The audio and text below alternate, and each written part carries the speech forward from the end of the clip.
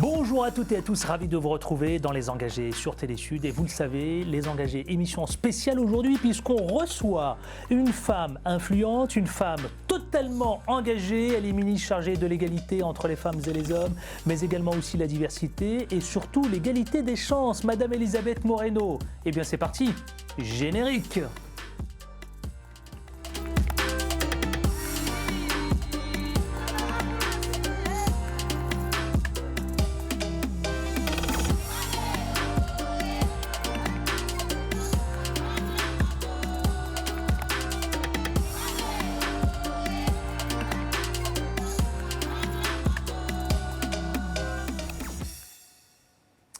Eh bien, j'ai le grand plaisir aujourd'hui dans cette émission spéciale Les Engagés, justement, cette femme influente, cette femme extrêmement engagée, elle l'a été tout le temps, Madame Elisabeth Moreno, Madame la ministre de l'égalité des chances, ravie. C'est un plaisir de vous recevoir sur cette émission spéciale des Engagés sur Télésud. Madame la ministre, bonjour. Bonjour Adil Farkan, bonjour à toutes vos auditrices et vos auditeurs. C'est un plaisir pour moi d'être avec vous aujourd'hui. Eh bien écoutez, plaisir partagé, puisque on connaît évidemment vos œuvres, vous avez exercé de grandes fonctions au sein de grandes entreprises, on connaît un peu vos parcours, mais on reviendra là-dessus. Si vous en êtes d'accord, l'émission s'articulera dans cette émission spéciale sous la forme d'abord un retour sur l'actualité avec Joséphine Baker. On tentera de mieux vous connaître aussi, parce que c'est aussi un des moments qu'on ne connaît pas de vous. Évidemment, on va essayer d'aller dénicher vos causes, vos combats, et puis on s'intéressera à ce que vous incarnez, évidemment, au sein de ce ministère de l'égalité homme-femme, de la diversité, la méritocratie, l'égalité des chances. Comment vous vous portez d'abord ? J'ai le sentiment que c'est la course en permanence vous concernant. D'abord, je crois que pour les ministres, de manière générale, c'est la course en permanence. Mais moi, vous savez, je suis arrivée dans ce gouvernement il y a 1 an et demi, un tout petit peu plus d'1 an et demi, pour porter des causes qui me tiennent à cœur depuis que je suis jeune, depuis que je suis sortie de l'université. Vous avez raison de dire que je suis une femme engagée. J'étais déjà dans la vie associative. Ça fait plus de 30 ans que je suis dans la vie associative. Et le président de la République, Emmanuel Macron, m'a donné la chance de porter au plus haut niveau de l'État les causes concernant les femmes, concernant la diversité et concernant l'égalité des chances. Et comme je veux faire un maximum de choses, rencontrer un maximum de personnes et mettre en œuvre des actions qui vont pouvoir changer la vie des personnes dont j'ai la responsabilité au sein de ce ministère, je le fais à marche et accélérée. Quelle pression, Madame la ministre, hein? Non, pas, vous savez, il n'y a de pression que celle que vous vous mettez. J'ai appris depuis très longtemps, vous l'avez dit, j'ai dirigé de grandes organisations internationales, donc la pression, je la connais, la pression de l'entreprise. La pression qui est la mienne aujourd'hui est différente parce que vous voyez, quand on parle, et je pense qu'on va l'évoquer tout à l'heure, quand on parle de la situation des femmes qui sont victimes de violences conjugales, par exemple, et que vous savez que dans notre pays, tous les 2-3 jours, une femme meurt sous les coups de son conjoint ou de son ex-conjoint, là, je me mets de la pression parce que je sais que nous ne pouvons pas le tolérer et qu'il faut faire toujours plus et aller toujours plus loin. Et je sais que c'est un sujet qui vous est cher et on en reparlera tout à l'heure. Tout de suite, allez, pour démarrer cette émission spéciale des Engagés avec Madame la ministre, Madame Elisabeth Moreno, tout de suite la tranche actualité pour revenir sur cet événement au Panthéon avec Joséphine Baker. Actu.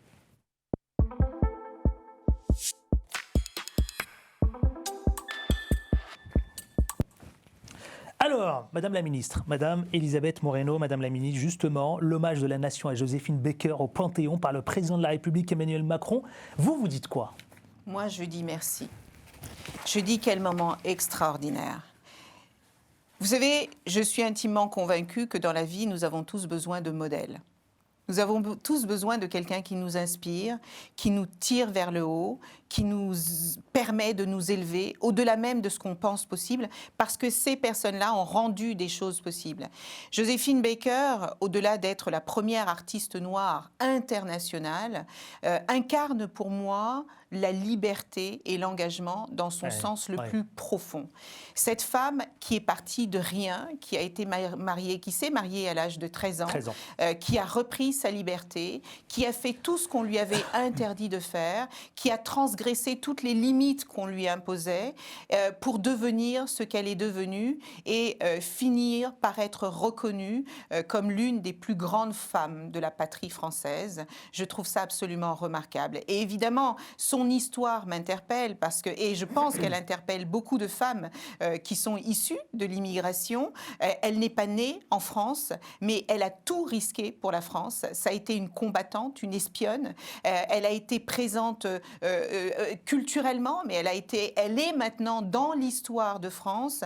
Et je pense que pour les petites filles qui ont besoin de rôle modèles qui leur ressemblent du fait de sa couleur de peau, etc., je trouve que c'est absolument remarquable. Et je vais finir par ça, pardon, Oui. mais c'est tellement important. Non, je vous en prie. Une femme qui décide d'adopter 12 enfants de 12 nationalités différentes, Oui, vous avez pour raison de le parler rappeler. d'universalisme et pour dire que dès lors que vous êtes un être humain, vous avez droit à toute la dignité, tout le respect et que nous pouvons vivre ensemble d'où que nous venions, qui que nous soyons, dès lors que nous partageons des valeurs communes.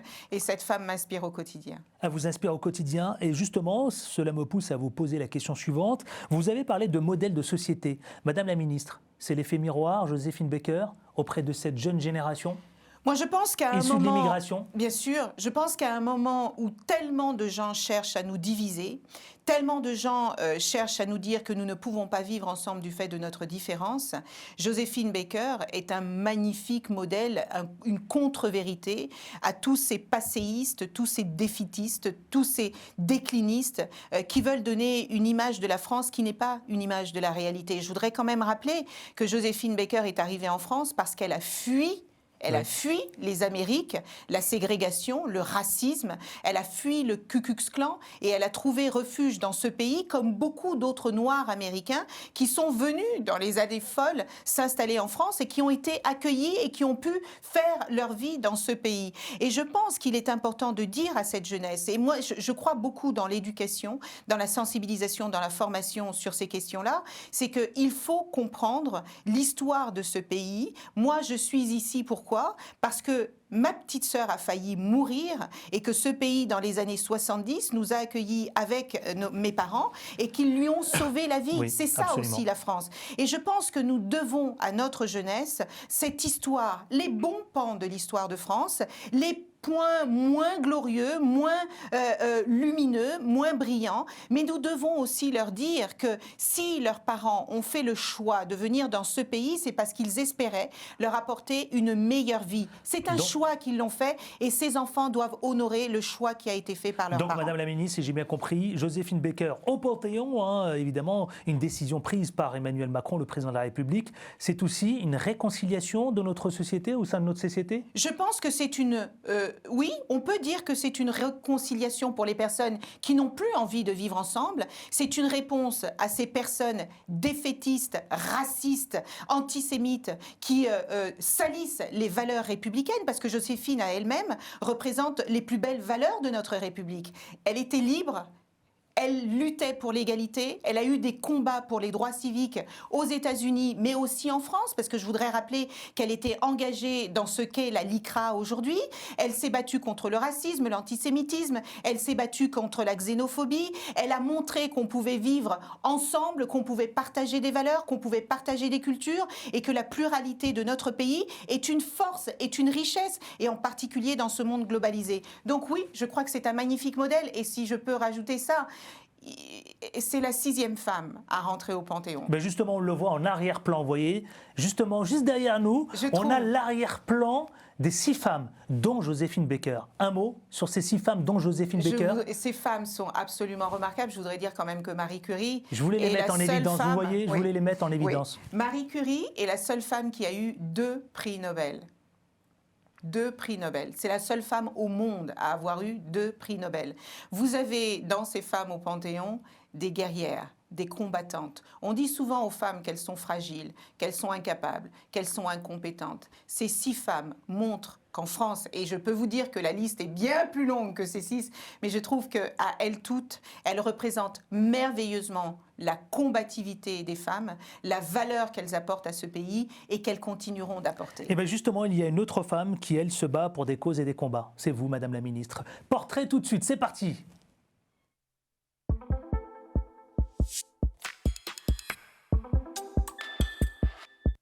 Madame la Ministre, on va tenter de mieux vous connaître, évidemment, sur ce volet. Vous avez toujours été une femme engagée, me semble-t-il. Vous savez, quand vous êtes l'aîné de 6 enfants, vous êtes forcément engagé. Bonne réponse, effectivement. Ça vient d'où, cette fibre? Cette fibre me vient du fait que lorsque mes parents sont arrivés en France en 1976, nous sommes arrivés dans un moment de drame absolu. Où ils passaient tous les deux beaucoup de temps à travailler, beaucoup de temps à l'hôpital, parce que ma petite sœur a été hospitalisée pendant 2 années, et que forcément, je suis devenue la grande, je suis devenue la deuxième maman à la maison. Donc, comme beaucoup de jeunes femmes africaines, j'ai eu rapidement... Vous avez endossé une responsabilité. Exactement. Et j'ai pas...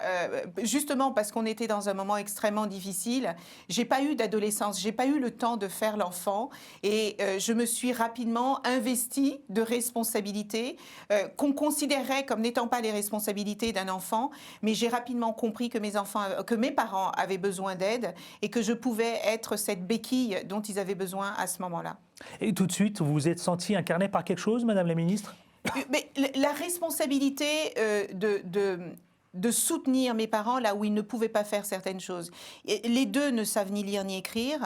Évidemment, ils ne parlaient pas la langue française lorsque nous sommes arrivés. Parce que vous êtes originaire du Cap-Vert. Voilà, je suis née au Cap-Vert et nous sommes arrivés dans ce pays où nous avons tout appris, tout découvert.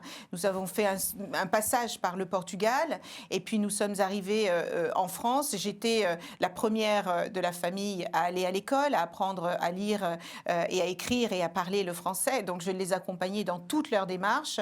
Et puis, j'aidais mes petits frères et sœurs à faire leurs devoirs. Et puis, en fait, je suis devenue adulte avant l'âge. Donc, je pense que mon engagement vient de là. Elisabeth Moreno, Madame la Ministre, justement, vous tenez ça de qui?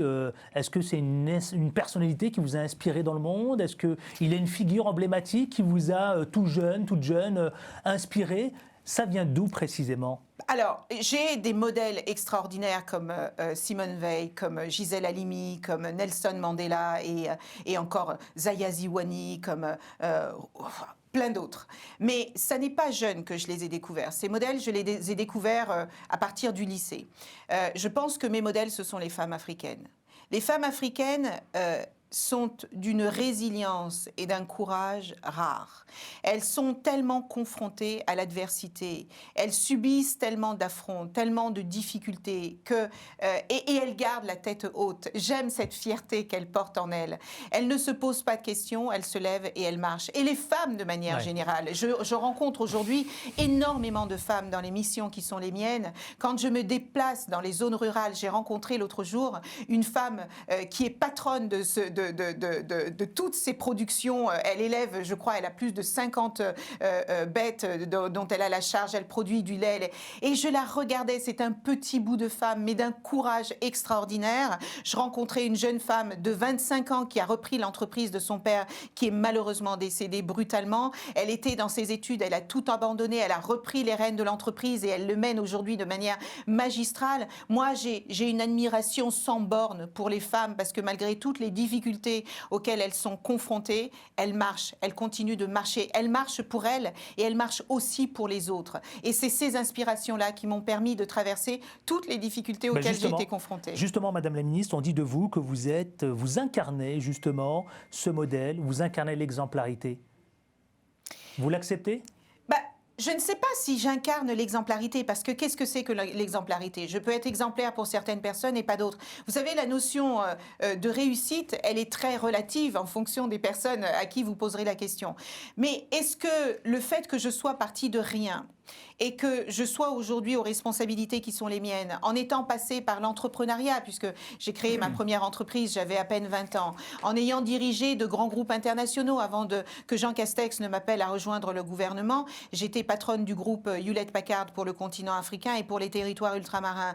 Pour quelqu'un à qui on avait dit écoute, t'es une fille noire, donc estime-toi heureuse si tu arrives à avoir un travail modeste, eh bien oui, on peut dire que je suis un modèle. Mais vous savez, c'est une lourde responsabilité que d'être un modèle, parce que vous devez sans arrêt prouver, vous devez sans arrêt réussir, vous ne devez pas décevoir. Moi, je veux être un modèle pour mes enfants. J'ai 2 filles et je veux que mes 2 filles se disent que tout est possible, que rien n'est impossible dans la vie, qu'avec du travail, qu'avec du courage, qu'avec des efforts, qu'il ne faut jamais rien lâcher, eh bien qu'on peut arriver à toucher ses rêves du doigt. Eh bien, si si je peux servir à certaines jeunes filles, à leur dire vous pouvez y arriver, n'abandonnez pas, entourez-vous correctement, croyez en vos rêves et accrochez-vous jusqu'à ce que vous les ayez réalisés, eh bien ça m'honore, ça m'oblige et c'est pour ça aussi que je me bats autant pour que non seulement mes filles réussissent, mais que toutes les femmes du monde réussissent. Eh bien, vous me permettez là une belle transition, Madame la Ministre. Justement, nous allons parler de vos combats que vous incarnez en tant que ministre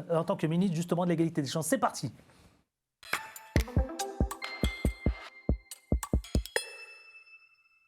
Madame Elisabeth Moreno, Madame la Ministre, vos combats en 3 temps. On va parler de l'égalité homme-femme en entreprise, de la violence faite aux femmes et puis de la méritocratie, si vous en êtes d'accord.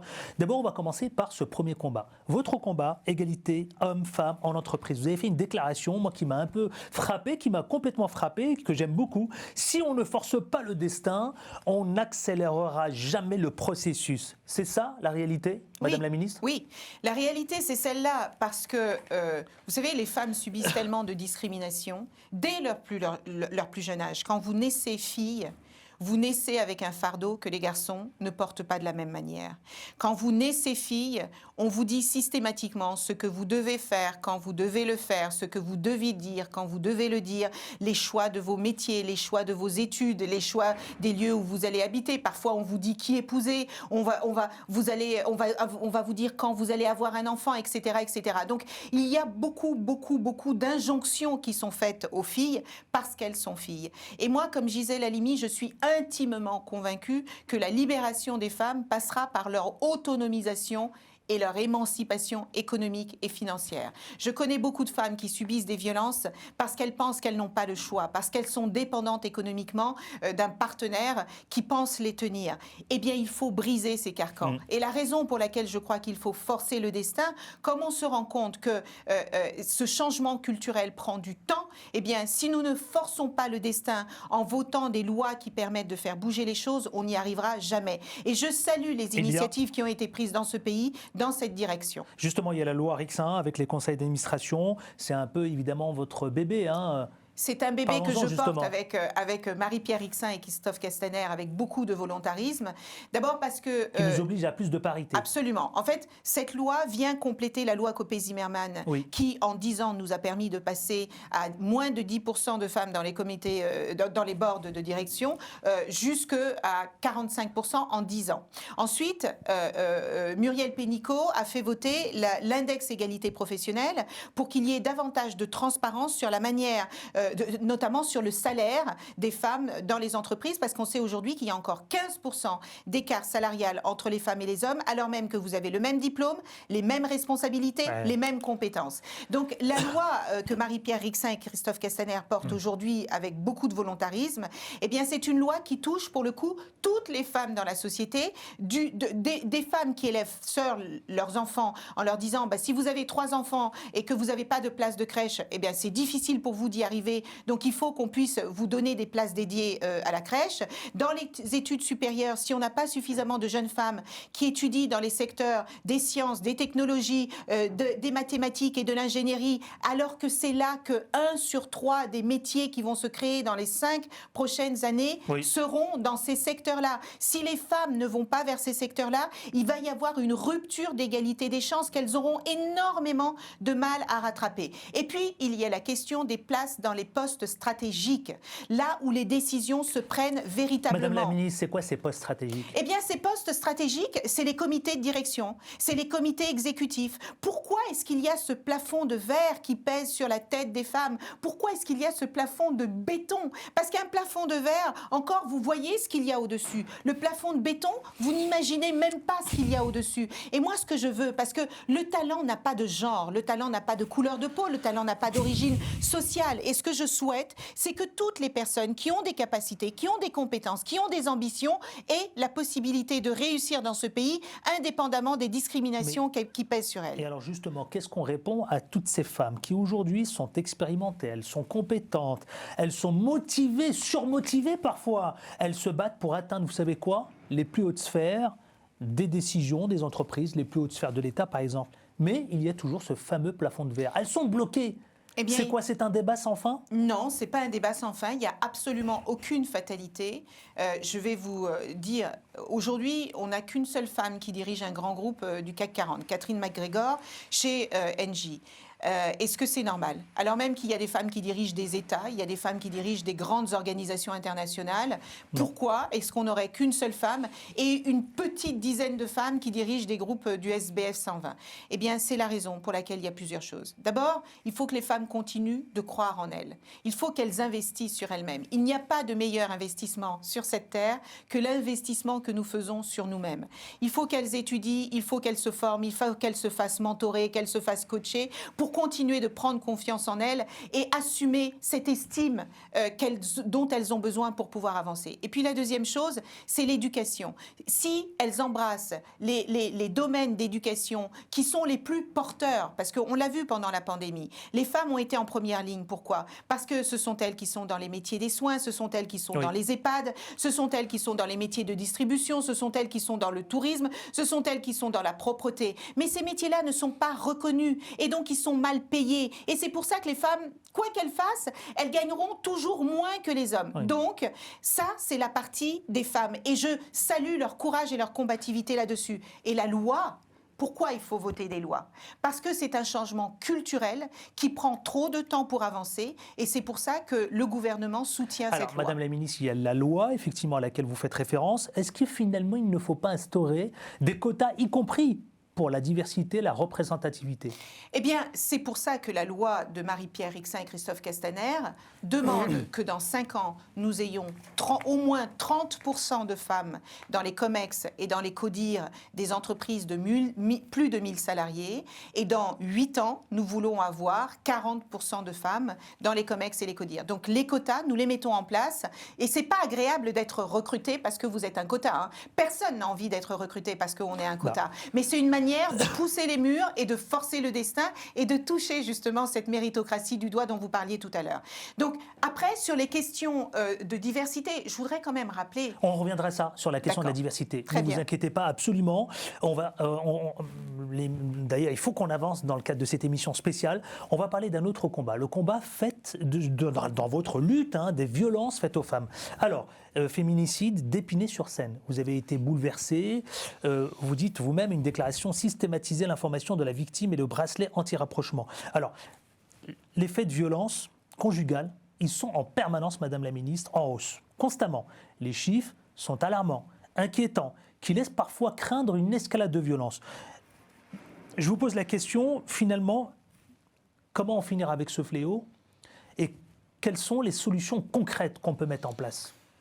Alors, en dehors du 39-19, évidemment. Sûr. Ah, je vois que vous connaissez bien vos dossiers. Merci de citer le 39-19. C'est une ligne que nous avons rendue disponible 7 jours sur 7 et 24 heures sur 24 dans l'Hexagone et sur les territoires ultramarins. Et ce sont une multitude d'associations qui accompagnent les victimes, qui écoutent, qui dirigent, qui guident, etc., etc.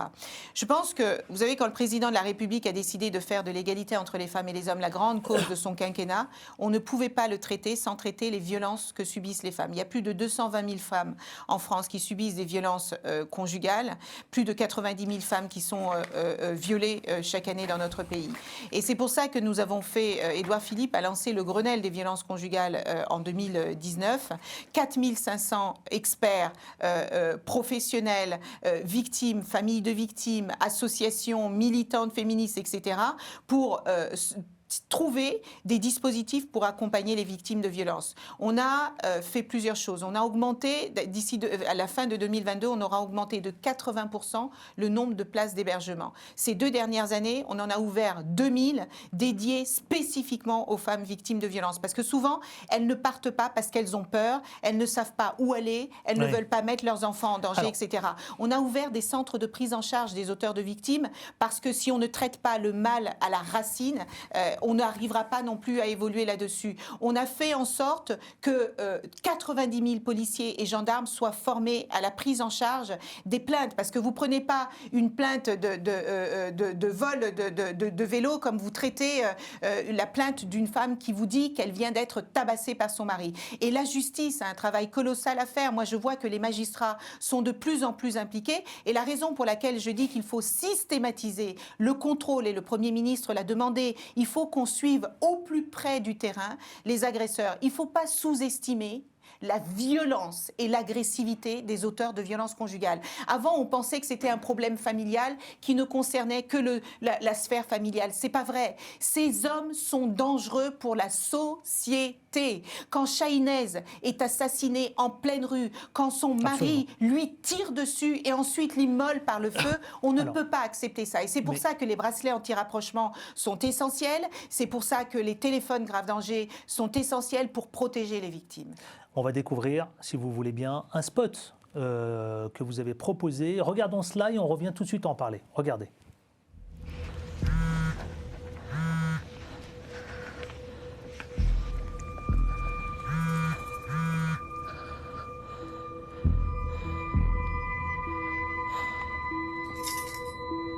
Nous sommes des répondants du 3919, des soignants, des magistrats et des avocats, des gendarmes, des policiers et des associations.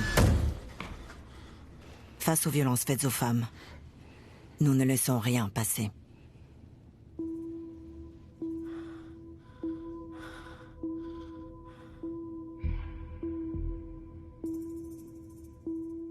Nous sommes tous mobilisés contre les violences.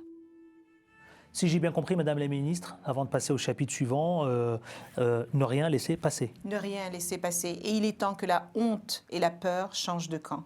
Merci d'avoir diffusé cette vidéo, parce que c'est pour montrer tous les professionnels qui sont là pour aider, pour accompagner les victimes. Merci beaucoup. Madame la Ministre, dernier chapitre en quelques minutes, parce que ça y est, on arrive au terme de cette émission spéciale. Déjà, oui. Moi, je veux bien vous garder, mais je sais qu'évidemment, vous êtes extrêmement prise. Le chapitre qui est un de vos combats, puisque vous l'incarnez vous-même, c'est la méritocratie, la diversité. C'est un combat que vous avez toujours incarné, puisque vous-même, vous êtes issu de la méritocratie. Alors aujourd'hui, vous savez, on a dressé évidemment des purs produits de la méritocratie. C'est pas ce qui manque aujourd'hui. Et puis, vous avez parlé de ce fameux plafond de verre. Alors, quand on vient des quartiers populaires, qu'est-ce que vous pouvez dire à celles et ceux qui vous regardent aujourd'hui, franchement, très honnêtement, sur la méritocratie? Est-ce qu'on appartient à un pays qui aujourd'hui n'a plus d'espoir, qui se meurt doucement? L'effet miroir, je parlais de cela tout à l'heure. Je vais passer 2 jours, demain et après-demain, avec les plus grands penseurs de ce pays, et on va avoir 2 jours de réflexion sur la manière dont on peut redonner confiance et redonner espoir dans cette méritocratie qui existe dans ce pays. J'ai travaillé sur 4 des 5 continents du monde. Et je peux vous dire, vous-même issu de. Et je suis le fruit de la méritocratie républicaine. C'est-à-dire que toutes ces personnes qui partent avec moins que les autres, qui peuvent se désespérer et se dire, moi je ne peux pas y arriver parce que je ne suis pas né au bon endroit, parce que je n'ai pas les bons réseaux, parce que je n'ai pas les bons codes. Moi, je pense que la méritocratie, elle commence dès l'école, dès le plus jeune âge. Et c'est pour ça que Jean-Michel Blanquer, quand il dédouble les classes de CP, même à la maternelle, mais aussi les classes de CP et de CE1, c'est parce qu'il est bien conscient que certains enfants ont plus de difficultés que d'autres pour réussir dans ce domaine. Quand il met en place les internats d'excellence, c'est pour permettre à des jeunes qui sont brillants, mais qui n'ont pas les moyens familiaux ou l'entourage pour leur permettre de réussir, alors même qu'ils ont du talent et de l'envie, c'est important. Mais je voudrais dire que la méritocratie ne doit pas faire culpabiliser ceux qui ont plus de difficultés. Il y a une multitude de manières de réussir. C'est pas parce que vous n'avez pas un bac plus 18 que vous ne réussirez pas. Moi, je connais des gens qui ont parfaitement réussi et qui sont des entrepreneurs brillants, et l'association Les Déterminés que préside Moussa Camara est l'un de ces exemples. Des jeunes qui ne sont pas passés par des études de 10 10 ans, mais des études supérieures de 10 ans, mais qui, grâce à la formation, grâce à l'apprentissage, on a plus de 500 000 jeunes qui sont passés par l'apprentissage dans les entreprises l'année dernière, alors qu'on était en pleine Covid. Moi, ce que je veux dire par là, c'est qu'il y a des moyens dans ce pays de permettre à chacun de réussir. Il existe pléthore d'outils, pléthore de moyens, pléthore de personnes. Pourquoi le président de la République veut que l'on double le nombre de mentors dans notre pays? Parce que quand vous, Adil, vous réussissez et que vous tendez la main à un autre jeune pour qu'il réussisse, eh bien, c'est tout notre pays qui en bénéficie. Donc je le dis, je le répète, il n'y a pas de fatalité, on peut s'en sortir dans ce pays et il ne faut pas avoir un seul modèle de réussite qui exclut une partie de la société, il faut regarder toutes les formes de réussite. Qu'est-ce que vous avez envie de dire à celles et ceux qui vous regardent? Nous arrivons au terme de cette émission spéciale. Je veux leur dire d'abord que nous traversons toutes et tous un moment extrêmement difficile de notre histoire, de notre humanité. Cette crise sanitaire nous a montré notre vulnérabilité en tant qu'être humain. Elle nous a mis dans une situation extrêmement difficile. Et en même temps, notre économie est là. Elle résiste, elle tient debout, parce que le président de la République a décidé d'investir pour que notre pays ne tombe pas. Je veux leur dire qu'il y a une place pour tout un chacun dans ce pays, qui que vous soyez, quelle que soit votre couleur de peau, quel que soit votre genre, quelles que soient vos origines sociales, vous avez votre place dans ce pays et nous avons besoin de vous pour redresser notre pays. Un grand merci, Madame la Ministre, Madame Merci Elisabeth Moreno. Merci infiniment d'avoir été avec nous dans cette émission spéciale, justement, les engagés, avec une femme engagée, une femme influente. Elisabeth Moreno, ministre donc chargée de l'égalité entre femmes et hommes, et les hommes, pardon, mais également aussi de la diversité et surtout l'égalité des chances. Merci et au plaisir de vous retrouver. Restez fidèles à Télésud. Les engagés, eh bien, pour le prochain numéro, c'est tout prochainement. Prenez soin de vous et d'ici là, restez fidèles.